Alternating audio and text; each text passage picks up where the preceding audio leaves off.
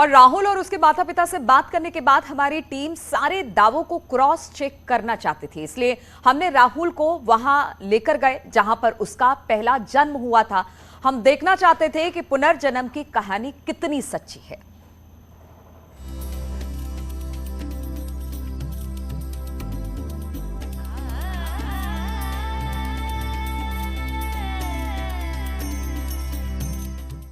तो उसको सबसे पहले पहचान लिया कि ये है फलाना नाम है। अपने दोस्त को? हाँ, जो उसके साथ रहता था। जैसे काम करने में, मजदूरी करने जा रहे कहीं, हाँ। या काम बैठे हैं या ताश खेल रहे हैं, तो उसी के साथ ज़्यादा वक्त गुजारता था।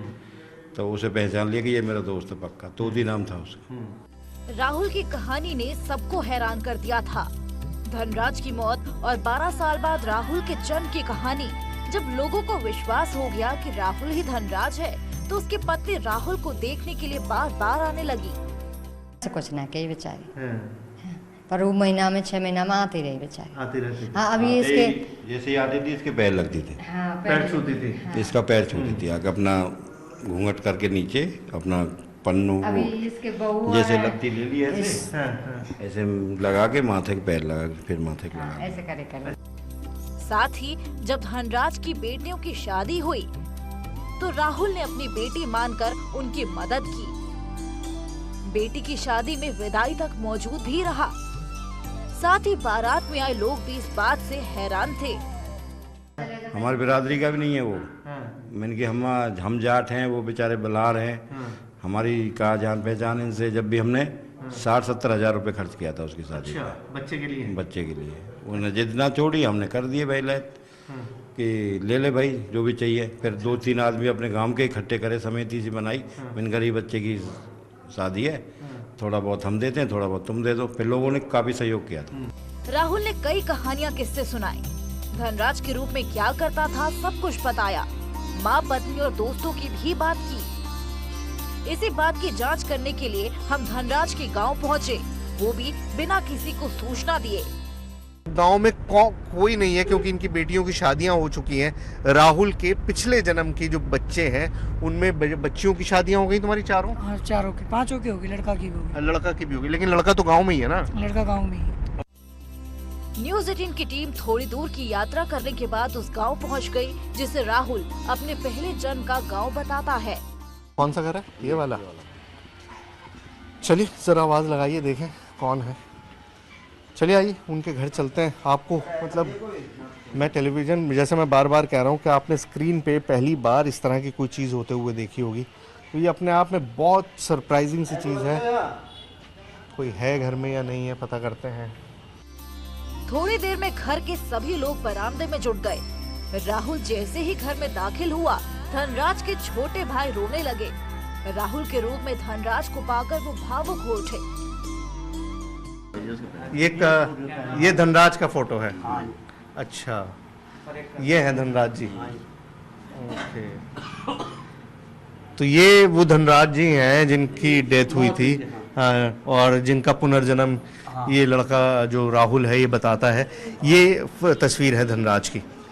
तो ये बाबा जी, इसने तो ये तक बताया कि जब मेरी डेथ हुई थी तो मेरी पत्नी को कुछ होने वाला था, बच्चा। हाँ, बच्चा पेट में था, 4 महीने का। हाँ। उसने पूछा भी था, जैसे गए थे लोग, और पिछला बच्चा क्या हुआ, वो लड़की हुई है जिसको मैं पेट में छोड़ गया था, वो भी बताया था। ये कौन है भाई? तुम ही हो? ये देखिए, मतलब अपने आप को 1 सेकंड में पहचान रहा। ये भी है। अब ये आपने आज तक फिल्मों में ही देखा होगा, कभी भी आपने इस तरह से लाइव नहीं देखा होगा कि एक शख्स जो कह रहा है कि ये मैं ही हूँ।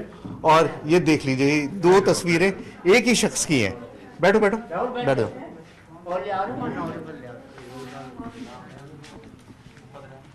तो यहाँ पर आए थे राहुल तुम?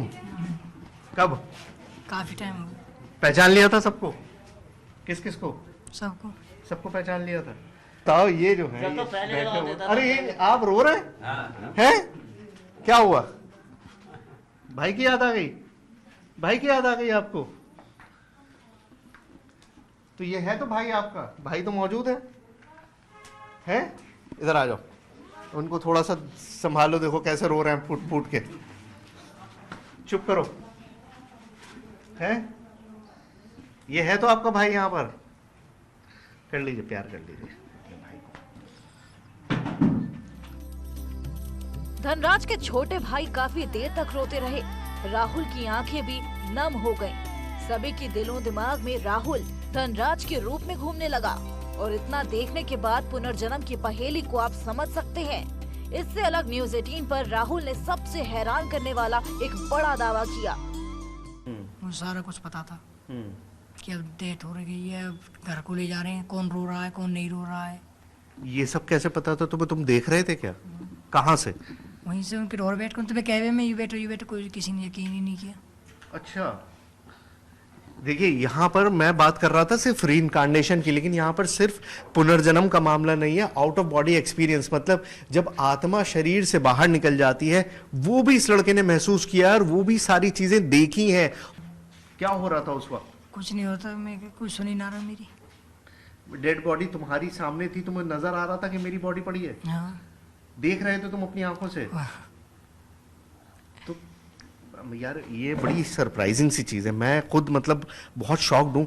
अगर मैं इस मामले को समझूं तो तुम्हें कैसे, तुम उस वक्त क्या महसूस कर रहे थे जब तुम देख रहे थे अपने आप को कि तुम लेटे हुए हो, तुम्हारे आसपास पड़ोस में तुम्हारे रिश्तेदार बैठे हुए हैं, रो रहे हैं, तुम्हारे बच्चे हैं, तुम्हारी बीवी होंगी, सब रो रहे होंगे, तुमने क्या महसूस किया? तुम उन्हें चुप कराने की कोशिश कर रहे थे, क्या कर रहे थे? चुप कराया, मैं कोई रो मत, मैं रो किसी ने यकीन ही ना कर, कहीं ध्यान ही ना दी मेरी तरफ।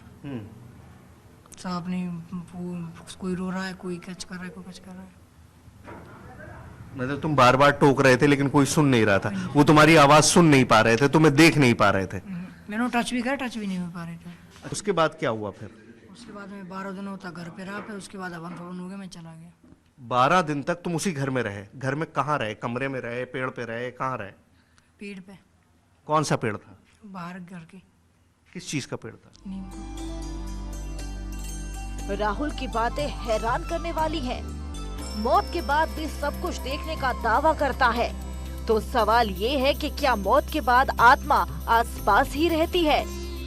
ऐसे कई सवाल हैं जिसका जवाब विशेषज्ञ दे सकते हैं, लेकिन राहुल की पुनर्जन्म की कहानी ने एक बार फिर से पुनर्जन्म की पहेली पर बहस छेड़ दी है। न्यूज़ 18 के लिए हरियाणा के पलवल से सुहेल की रिपोर्ट।